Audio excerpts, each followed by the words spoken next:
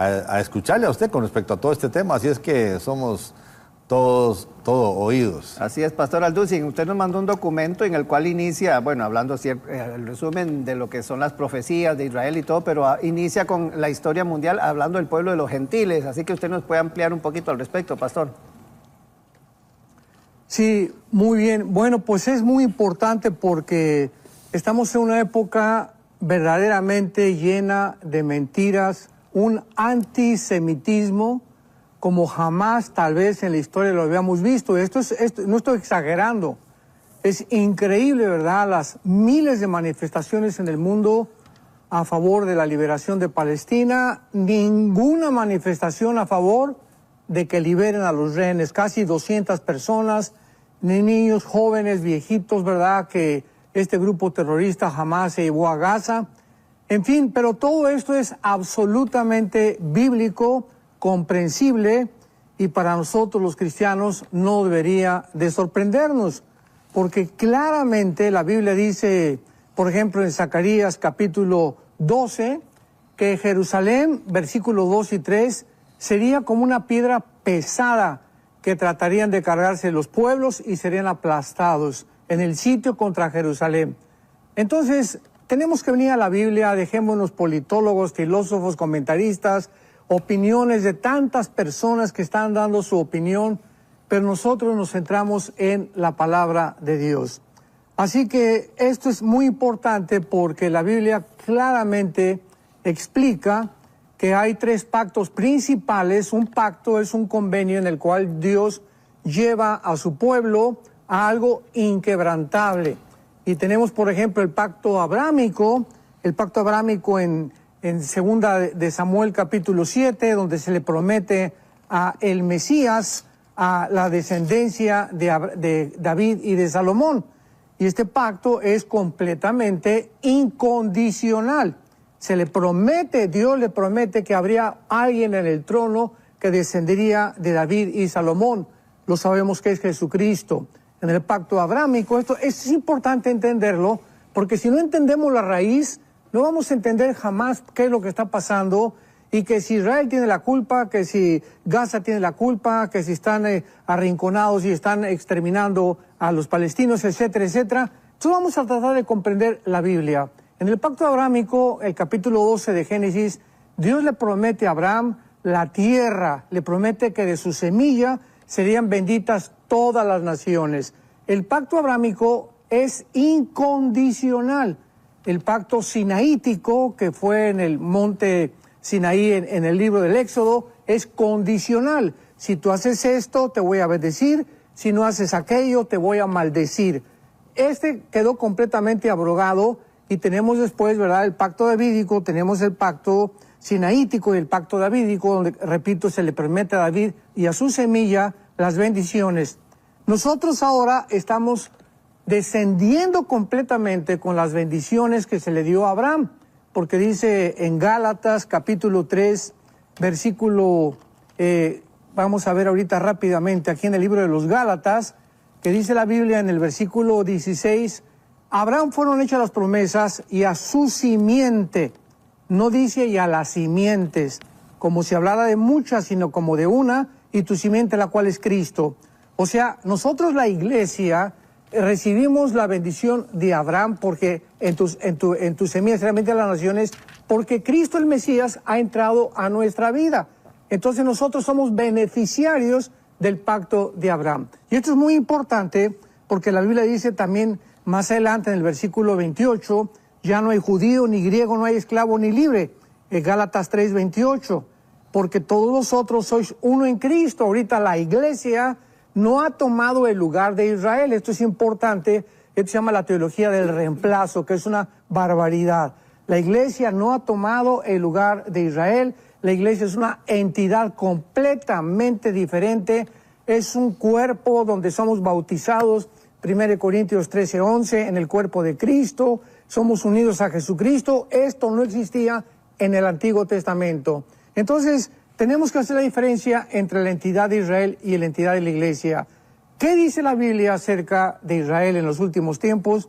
Bueno, desde el capítulo 2 del libro de Daniel, en el sueño de la estatua de Nabucodonosor, encontramos claramente, y esta visión, esta profecía es la base, el cimiento para no perder la brújula. A nosotros que nos gusta la escatología y la profecía bíblica, mientras no tengamos esta base, se va a desmoronar tanto y vamos a comenzar a decir disparates. Una persona dice una cosa, otra persona dice otra cosa, por carecer de los pactos y por carecer de las principales profecías del libro de Daniel. Aquí en Daniel, en el capítulo 2, repito, se menciona la cabeza de oro en Nabucodonosor, que es Babilonia, Medo-Persia, Grecia y Roma, que son las dos piernas, y los dos pies, uno puesto en el lado oriental, que fue Estambul, actualmente, o Constantinopla, antiguamente, y Roma. El Imperio Romano se divide en dos partes, y de estos dos pies surge completamente el último gobierno mundial, que ya lo explica el capítulo 7 con las bestias, el capítulo 8 que más tarde podemos estudiar. Entonces tenemos que entender actualmente lo que está pasando en el mundo.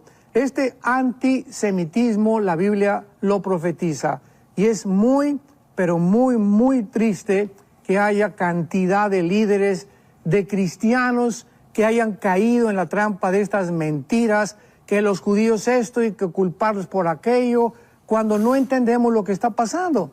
Sabemos que actualmente en esta invasión que hubo de los grupos terroristas Hamas a Israel, pues hubo una deficiencia muy, pero muy grave de parte del gobierno de Israel. Pero el pueblo que Dios habla, el pueblo judío, no es la autoridad, porque sabemos que todos los gobiernos están, la mayor parte, corrompidos, y también la mayor parte del pueblo está engañado. Entonces, cuando hablamos, por ejemplo, de Cuba, el pueblo cubano es precioso, no así el gobierno. Venezuela, los venezolanos son hermanos lindos, en Irán la gente es linda, en China también, en fin, son los gobiernos. Tenemos que separar al pueblo del gobierno, y lo mismo pasa con Palestina. El pueblo palestino, oramos por ellos, Dios los ama igual que a los judíos, que a los mexicanos, que a los italianos. No es el pueblo palestino. Actualmente ellos están siendo víctimas de la autoridad palestina y del grupo terrorista Hamas, que los usan como escudos humanos para poder justificar que quieren insistir en dos estados dentro de la tierra de Israel. Usted menciona aquí en el documento, porque está esta sueño que está haciendo referencia, y la visión también de Daniel, más adelante en el libro de Daniel. Así es, Daniel habla claramente de estos 4 imperios y no va a haber más. Después los dedos de los pies que descienden de la tercera etapa del Imperio Romano. Las piernas entonces de la estatua de Daniel es el Imperio Romano de la cintura para abajo. La segunda etapa, el Imperio, sabemos, romano, de acuerdo a la historia, se divide en el oriente y en el occidente. En el occidente dura casi 100 años, 150 años. En el oriente casi más de 1000 años, con la capital de Constantinopla y Roma en el lado occidental. Y después vienen los 10 dedos, que es la cuarta etapa del Imperio Romano, que será la forma en la que el anticristo administrará, gobernará económicamente, políticamente y militarmente al mundo. Ya en el capítulo 7 del libro de Daniel, ya no es una estatua que representa a un ser humano, son 4 bestias. Ya el Espíritu Santo usa el nombre de bestias, que son depredadores, crueles, sanguinarios. Esto es lo que son la mayor parte de los gobiernos a través de la historia. Han sido gobiernos que han oprimido, han ensangrentado al pueblo, como el comunismo en el siglo XX, han hecho matanzas, masacres impresionantes a costa del pueblo. Y luego ya tenemos finalmente en el capítulo 8 de qué forma se define de qué lugar surgirá el anticristo. Que el anticristo va a surgir de uno de los gobiernos o de los territorios que el Imperio Romano gobernó, que fue Europa, el Medio Oriente y el norte de África. Pero en el capítulo 8 de Daniel ya se nos da un detalle, una clave impresionante, y se nos dice de una forma específica de qué parte geográfica surge el anticristo. En el capítulo 8 se resume de los 4 imperios del capítulo 2 al capítulo 7, y en el capítulo 8 el Espíritu Santo solamente escoge a Grecia y a Medo-Persia, que es Irán actualmente. Y vemos esta confrontación de Alejandro el Magno contra los medos persas, que gana Alejandro el Magno, muere Alejandro el Magno y se divide su imperio en 4 regiones, al oriente y hacia la Tierra Gloriosa, pero no se menciona hacia el norte, y hacia el norte está lo que fue el imperio babilónico y el imperio asirio, o sea, actualmente Siria e Irak. Y dice la Biblia, y se engrandeció contra el ejército del cielo, parte del ejército de las estrellas se echó por tierra, las pisoteó, se engrandeció, fue quitado el continuo sacrificio, y estas características no son de un hombre común y corriente. Aquí está hablando ya de un ser sobrenatural, que es el anticristo. Claramente lo muestra. Creció hacia el sur, se engrandeció hasta el ejército del cielo, parte del ejército de las estrellas se echó por tierra. En Apocalipsis 12 dice que esas estrellas son precisamente los ángeles caídos que se rebelaron contra Satanás. Entonces aquí está hablando la influencia impresionante de Lucifer detrás de este personaje del anticristo. Y para concluir rápidamente esto, ¿verdad? El anticristo surgirá no de Europa, surgirá de una de las partes del Medio Oriente, que fue Babilonia. ¿En dónde comienza la historia en Génesis capítulo 10? En Babilonia. Nimrod fue el primer rebelde que levantó Babilonia, levantó a Siria, levantó toda esta región, y toda la Biblia recorre Babilonia mencionándose en segundo lugar de Jerusalén.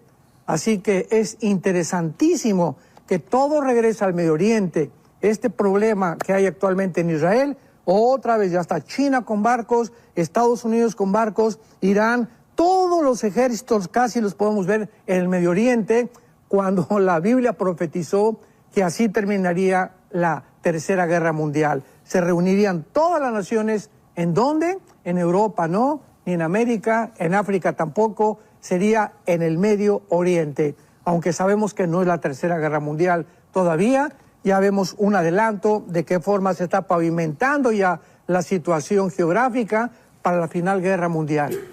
Hola, ¿sabías que puedes ver este video